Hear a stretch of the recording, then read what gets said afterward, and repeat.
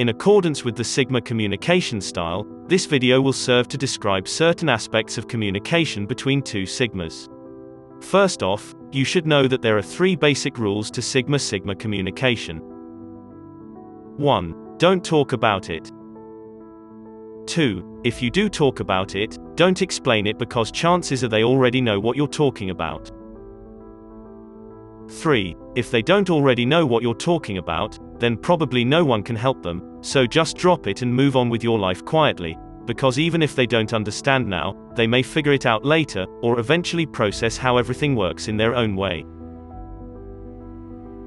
Now that we have the basic rules out of the way, let's get started actually talking about how this type communicates with other Sigmas. As you may or may not know, two well-developed Sigmas are capable of seamlessly reading one another without even saying a word. If there is any doubt in your mind that what I just said isn't true, then I encourage you to drop everything right now and take advantage of all the free time you're suddenly left with, because chances are you're probably not a Sigma. The secret language of Sigma. The way it works is that everything you say or do affects how they process certain information. If you want them to understand something, first you have to allow them to experience it on their own terms, without being told what's going on so that they know it intuitively, instead of having someone else explain it conceptually. In order for them to determine how they feel about a given idea or thought process, there needs to be enough room for error and exploration, which means that they can't be afraid of making a mistake or being wrong, because it's integral to the learning process. If you try to rush a Sigma's development, they will either misunderstand what you're saying, and likely never understand its true meaning, or it will take them longer than usual to fully comprehend information, on account of there not being enough time for error and exploration, which is required for their understanding to become deeper. If this makes sense, then you should already know that the best way to communicate with another Sigma is therefore indirectly, by allowing them plenty of room for error and exploration first, before explaining yourself further. If you do explain yourself clearly first, especially if it takes a while, then chances are they won't be able to correctly deduce your intents or motivations later on, because your explanation didn't provide them with the necessary room for error and exploration.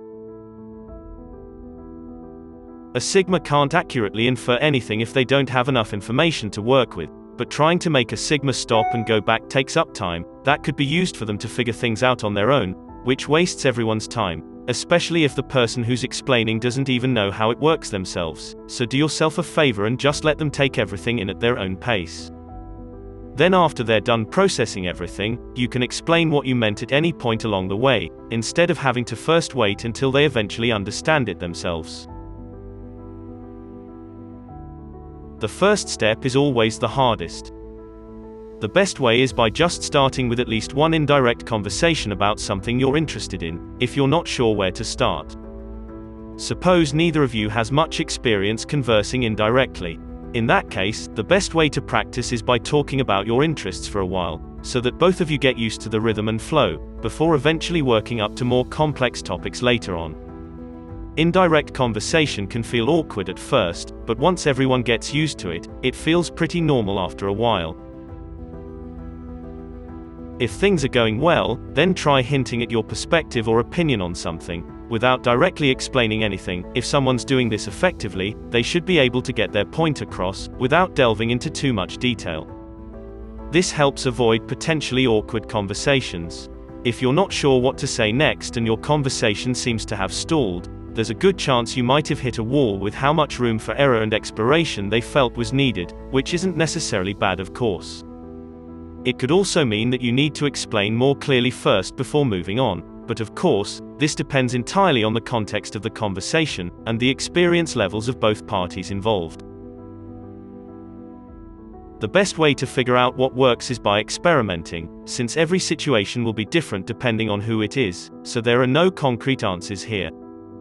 But one thing is certain, a lot of people say a lot of things without thinking about it beforehand, which causes problems, because someone else has to figure out what they meant when the conversation's over, so it would probably be in your best interest to make sure you're using indirect conversation correctly.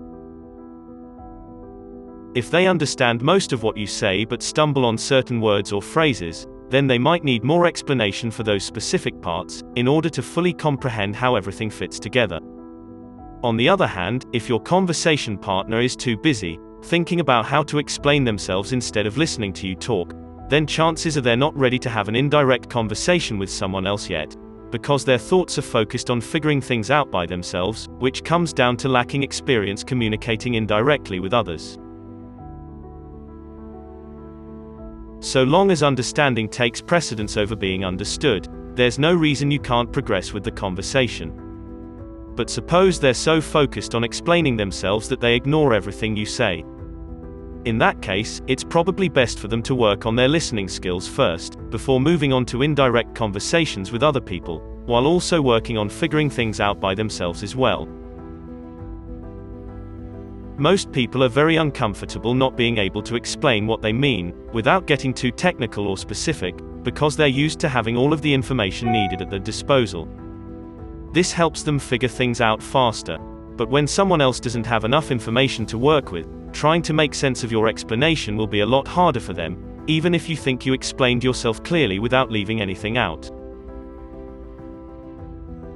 Direct and indirect conversation is a balance between understanding and being understood, so the only way to figure out what works is by practicing both types of conversations with as many people as you can, until you notice which methods work best for you personally. In other words, if your goal is to have an easy time understanding others when they talk to you without much difficulty on your part, then it's probably a better idea to stick with direct conversation, since that's what most people are used to dealing with. But if your goal is to figure out how to explain yourself clearly, without getting too detailed or technical about things, then indirect conversation might be a good option for both parties involved, depending on who they are. The key difference between direct and indirect conversation is how much explanation is necessary to make sure the other person understands what you mean. But like I said before, it's all about finding that balance between understanding and being understood, when communicating indirectly. How does a Sigma communicate with another person who's not necessarily a Sigma? Well, many things can be done, but if it can't be done through words, then it probably can't be done at all. On the off chance that you manage to communicate with another person who is not a Sigma, they will most likely despise you for it, and possibly hold a grudge. In some cases though, it's probably possible for both parties to live their lives resigned to the fact that whatever had just been communicated took place, and neither of them got anything out of it. So really what's done is done, and nothing more needs to be said. This brings up an interesting point. When speaking with another person who is not a Sigma, their lack of understanding might make the conversation feel like random noise to them, even if you think you communicated effectively.